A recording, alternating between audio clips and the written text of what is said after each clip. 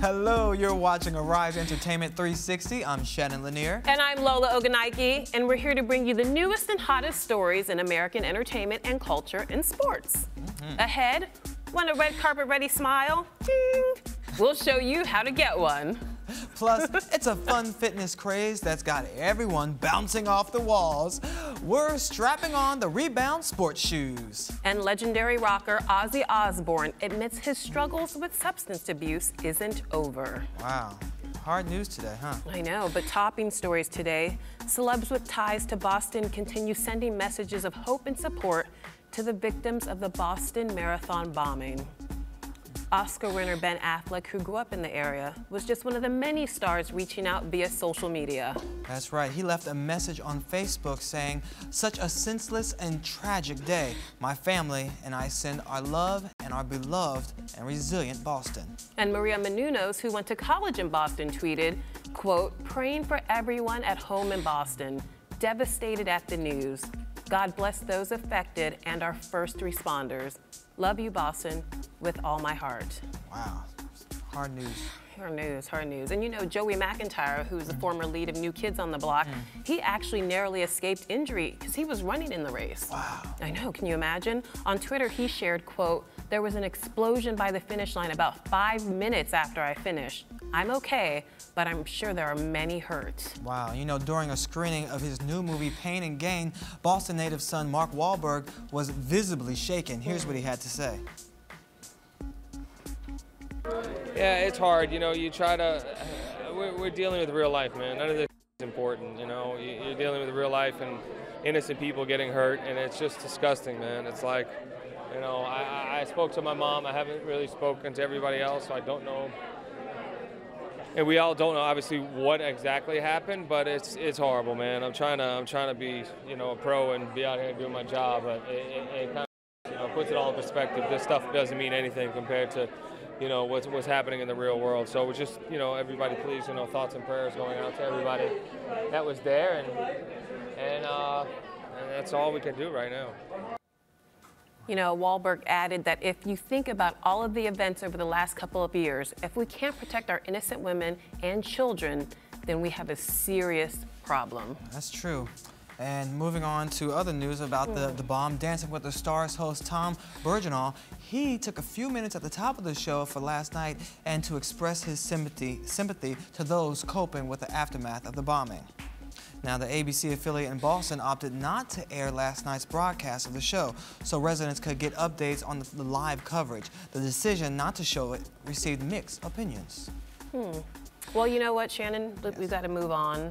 It's unfortunate our prayers go out to all the victims yesterday, but prayers are also with Sharon and Ozzy Osbourne. We've got some good news and some bad news for the couple.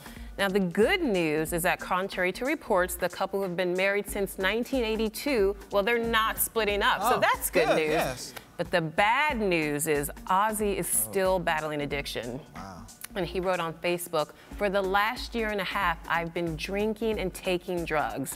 I was in a very dark place, and I was a bleep to the people I love most, my family. However, I am happy to say that I am now 44 days sober." So that's good news. Definitely. The 64-year-old rocker also expressed deep regret, quote, saying, "I would like to apologize to Sharon, my family, my friends, and my bandmates for my insane behavior during this period." 64 years old, 64. man. Yeah. Still rocking it out. Well, at least he does have the support of his family. I mean, they're a very close-knit bunch, so hopefully he'll be able to get better once again. Yeah, and people should understand that it's a hard thing to overcome, you know? It's just not an overnight thing, so I understand that it's a struggle, and I'm glad he's still trying to seek some help. Well, some real good news now. We like good news. I know. We need some good stuff. news. Matt Damon and his wife, Luciana Barroso, renewed their vows in front of family and friends this weekend in St. Lucia. And it was a far cry from their quickie Justice of the Peace wedding that they had years ago at Miami City Hall.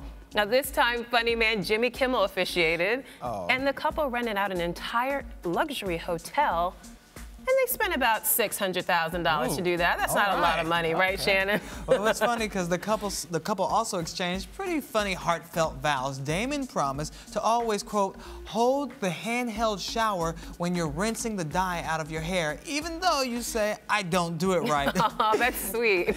And his wife, who wore a Naeem Khan gown, promised to, quote, protect you from yourself when you're sleepwalking, but also videotape you if you can find my phone in the dark. That's cute. That is cute. Unique Well, stuff. clearly they bonded over having a mutual sense of humor, a similar sense of humor. That helps. I really am happy for them. Yeah, I wasn't sure they would work, because they met in the club. I wasn't sure if it would work out, but now they have 4 kids together and they seem to be extremely happy, so congratulations to the both of them. Even though they sleepwalk. Who knew that? Yeah. It's a fun little fact. Yeah, very cool. Yeah. But she knew. And she's got the video. There you go. Okay. And we also have an interesting video that's been out and circulating of Magic Johnson's son, EJ. He says he's enjoying the attention that coming out of the closet has brought him. He, quote, says, I always wanted to come into the spotlight. He revealed in an interview on YouTube saying, I always had dreams and plans of doing my own thing and creating my own image. Now, the junior at NYU says he came out to his parents when he was in his early teens and that his family embraced him and his sexuality. After I got all the love and support from my family, then I knew I could go out and conquer the world. That's what EJ had to say. And his plans for world domination include his own talk show. Well, of course. But something tells me we'll be seeing a lot more of this kid. Yeah, well, he's not shy or reserved at all. No, clearly not. And he loves a good Chanel bag. Oh, well, we saw that the other week.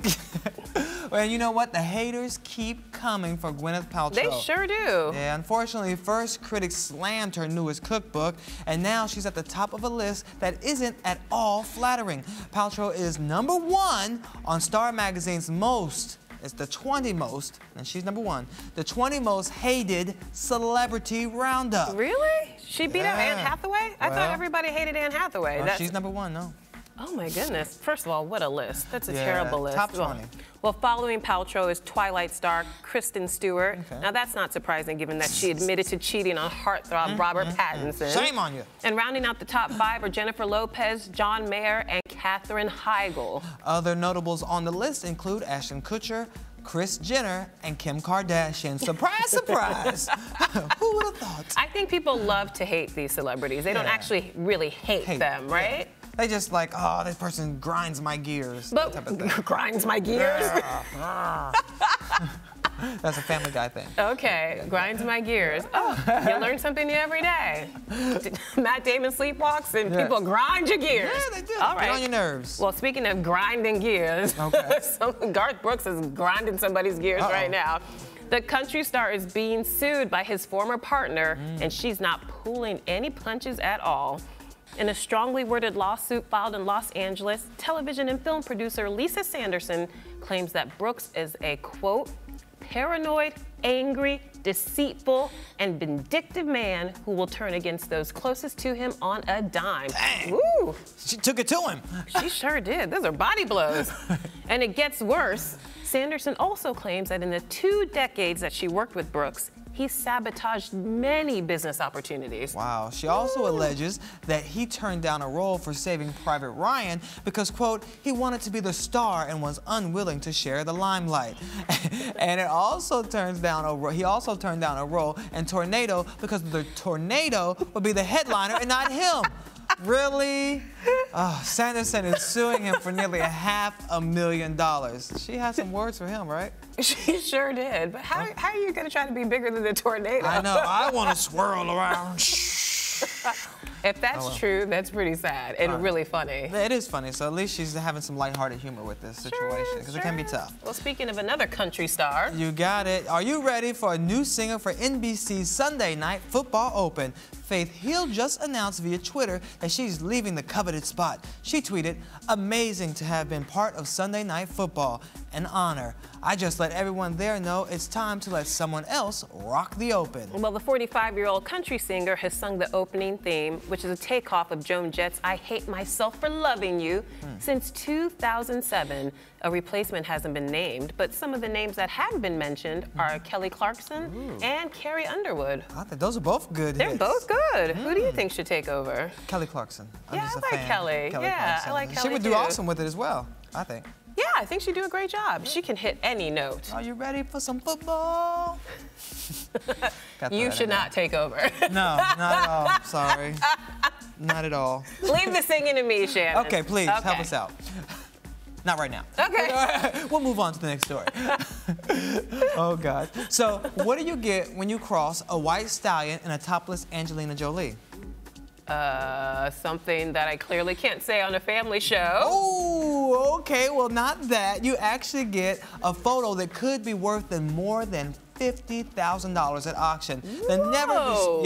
Tell me about it. I like that. Calm down, boy. Calm down. The never before seen picture of the 2001 David LaChapelle shoot for Rolling Stone magazine will be up for auction at next month's Christie's in London. It'll be a big auction, I'm sure. Now, a black and white print of Angelina and Brad Pitt posing before they were husband and wife will also be up for auction, but that picture is only expected to get about $15,000, which is still pretty good, I think. So Angelina with her man is worth $15,000, but Angelina topless with a horse is worth $50,000. $50,000. I see where the priorities lie. Well, some sick people out there. Sick. Well, hot on the heels of her controversial vacation in Cuba. Still talking about this? Yes, we are. Okay. Well, Mrs. Carter got back to business yesterday. And get back to business. And she launched her 42-city world tour in Belgrade, Serbia. The singer showed off her killer curves for most of the evening, sporting a white crystal and pearl bodysuit and lots of leather. Wow, I just want to know what was they blurred out in that last picture. I don't know. We got to go to Serbia to find out. Right. Well, we'll be seeing a lot more of Miss Beyonce soon, if that's actually even possible, because her bikini, you saw it. What did it do with the bikini shot? I want to see that. Shannon wants to see it again. Come on. Her bikini. There we go. Okay. Whoa. Her bikini shots are on full display once again in 5 new H&M ads. And I have 2 words for you, Lola. What? Bow down. Ooh. Beyonce, bow down.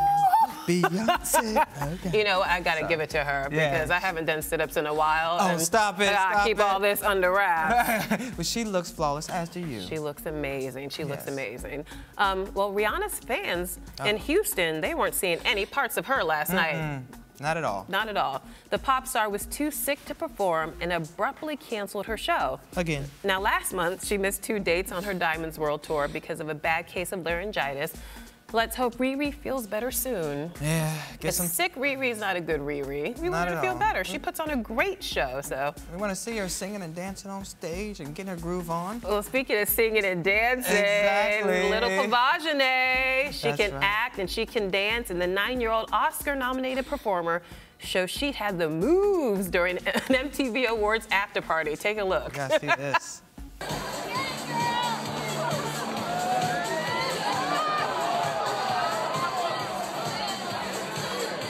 Oh my gosh.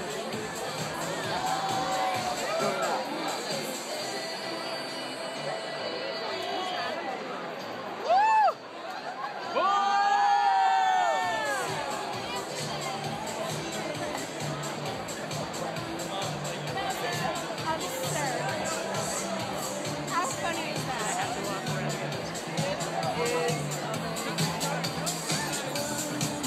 That's my daughter, by the way. I'm sorry. That's my daughter, sorry. She was, I see. Did you see all that? Yeah, I saw the splits. I was like, ah! Oh, yeah, you can do that when you're 9. Yeah, that's you can't true. do that when you're 95 like me. Lord. Oh, please. She was so cute, but what was she doing out at an after party? I don't know. Probably got another award or something. Yeah, Pavagine. She's adorable. Yeah, and she got some moves, too. Yeah, a little mad snap. at She you. did a little upper body work, a little lower body work. There's nothing like a good dance-off. I know, I love a good dance-off. Yeah, it's always fun.